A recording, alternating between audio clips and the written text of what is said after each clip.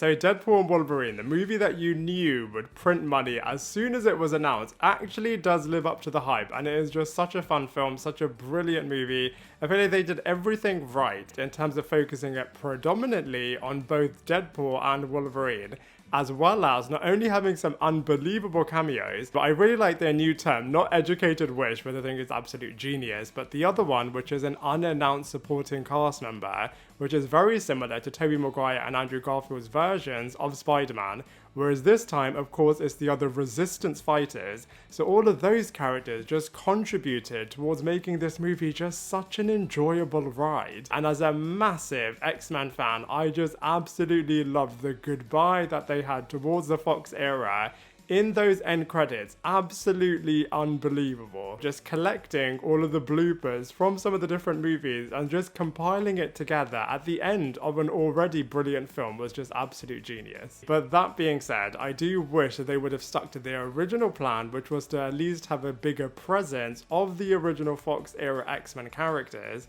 in this movie, even if it was just one of the flashbacks from Wolverine when he chose to leave the X-Mansion and go to a bar, which is obviously when the humans then took over. I just feel like they just could have done something, and if they had done that, then it really would have made this movie 10 out of 10. But anyway, let's return to talk about this actual film. So I think it was a really, really clever idea in terms of introducing both the concept of the anchor beings, and as well as that, using the TVA as the devices to bring Wade Wilson out of that particular universe into the MCU. Of course, he then does revert back to that universe right at the end, but I feel like the TVA were able to bridge all of it, especially using the Void as the place that all of the variants drop into from all of the different universes. And I love the reference to Loki season 1 episode 5, where we saw Alliance being the person that destroys and disseminates everything in the Void, and of course we see that Cassandra Nova is the leader in the Void. So I just feel like all of those aspects were just bridging, like I said, the Fox X-Men universes along with the MCU in such a clever way. And of course, she has theoretically been there for a very long time, so she has seen a number of different characters from all of the different universes,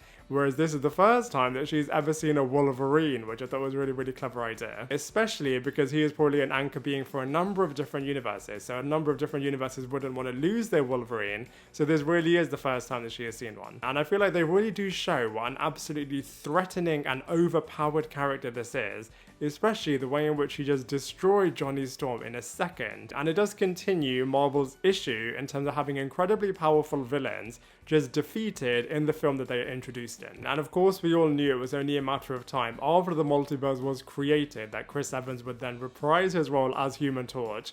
And I just feel like the way in which it all happened in terms of Deadpool expecting, as long with the audience actually, him to be an Avenger and actually be Captain America and say the Avengers Assemble line, but then it suddenly turns out to be Johnny Storm when he says the Flame online. I feel like all of that just came together in such an epic way. And I just have to say, Ryan Reynolds just owns the Deadpool character in such a good way. I know that in a number of other movies, non-Deadpool related, he does kind of play a very similar type of character, but if it ain't broke, why fix it? As he just does it in such a good way. And not only were all of the fight sequences absolutely extraordinary, and of course, like I said, all of the comedic moments were truly hilarious, but I feel like he just brings a lot of humanity to this character, as you could very easily have this character be two-dimensional and it still work, but I just love the fact that he just adds so much humanity, especially, for example, in the sequence right in the beginning where he's talking to Happy Hogan about wanting to be an Avenger, and you're really with him in terms of his desire, feeling like his life will have a lot more purpose and meaning if he is able to do this, but then the fact that he is rejected because it shouldn't be from a self-interest motivated perspective.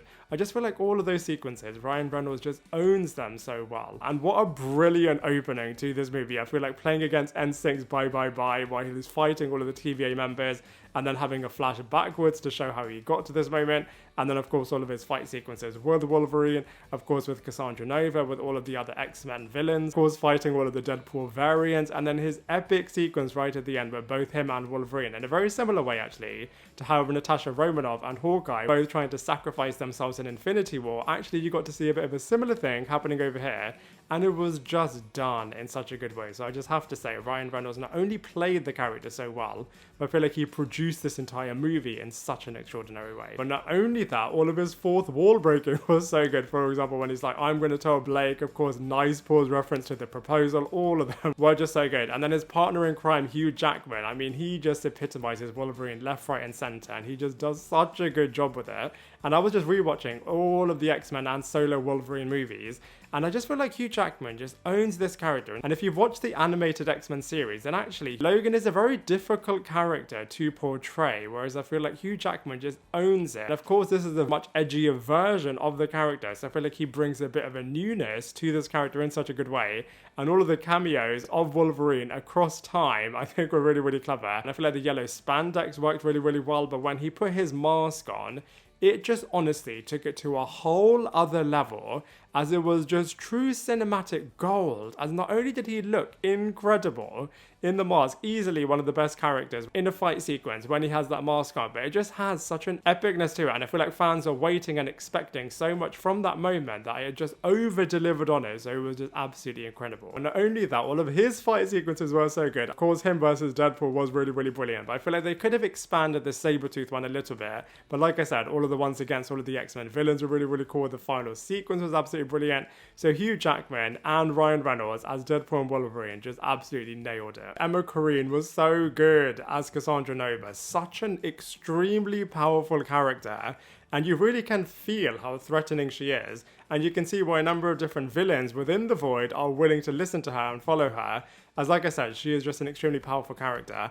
What I do think would have really benefited this movie is that if we would have at least had one sequence with Charles Xavier and Cassandra Nova, I feel like it honestly would have taken it to another level. And I think it was really clever what they did with this character, as she was actually pretty three-dimensional, as firstly, she is introduced in terms of being this powerful character in the Void, and then Wolverine, of all people, is able to tap into her humanity using Charles Xavier, speaking of that character.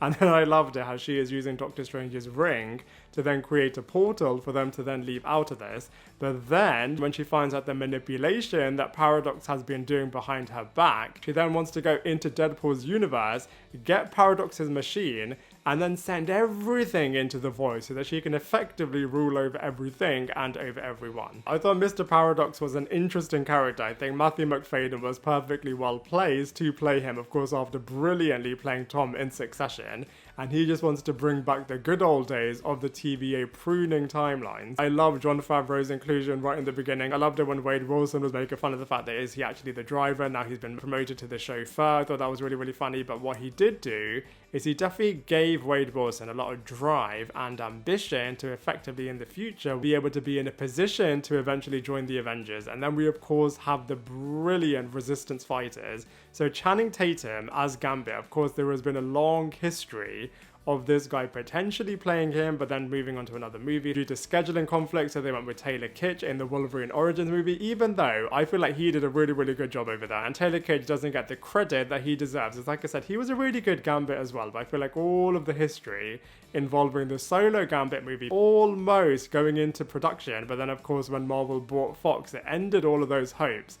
And Channing Tatum hasn't been afraid of the fact of saying actually this broke his heart. So Ryan Reynolds literally did make his dream come true in terms of bringing his version of Gambit onto the big screen. And I thought it was funny when they were making fun of his accent. I feel like they overdid that joke and they overplayed it, as Gambit is supposed to be such a cool, suave character.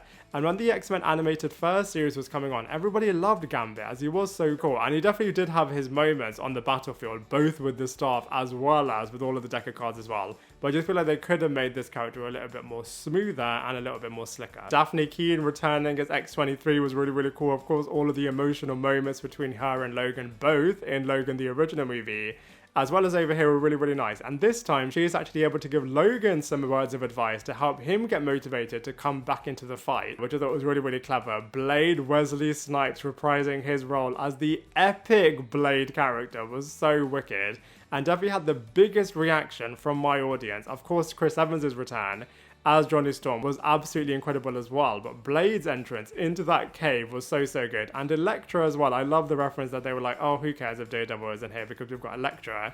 And I feel like she was really, really good. Jennifer Garner, of course, has done a number of films with Ryan Reynolds already. I feel like all of these actors actually have got a lot of past interactions with both Hugh Jackman as well as Ryan Reynolds, and they do say that Hollywood is all about a business about who you know. Love seeing Sabretooth back here. I thought it was interesting is, of course, they've recasted Sabretooth in the Wolverine Origins movie, but it was really nice to see the X-Men version of this character back. Of course, Toad was back as well, and we got Aaron back as well as Pyro. I think it was a little bit unrealistic of him totally depowering Johnny Storm, but nonetheless, he was really, really cool, and he actually is in cahoots with Paradox. Wolverine was really, really good. Of course, that got revealed that Henry Cavill is going to play a Wolverine variant, but actually seeing it on screen was really, really wicked, along with the fact of seeing all of the other Wolverine variants. And not only that, we saw all of the Deadpool variants. I feel like they could have shown Blake Lively's character a little bit more, especially with all the hysteria about who is going to play Ladypool before this movie actually got released. So Deadpool and Wolverine is an absolute masterpiece, such an enjoyable movie. I just wanted a little bit more from it, as I feel like this movie was just so brilliant,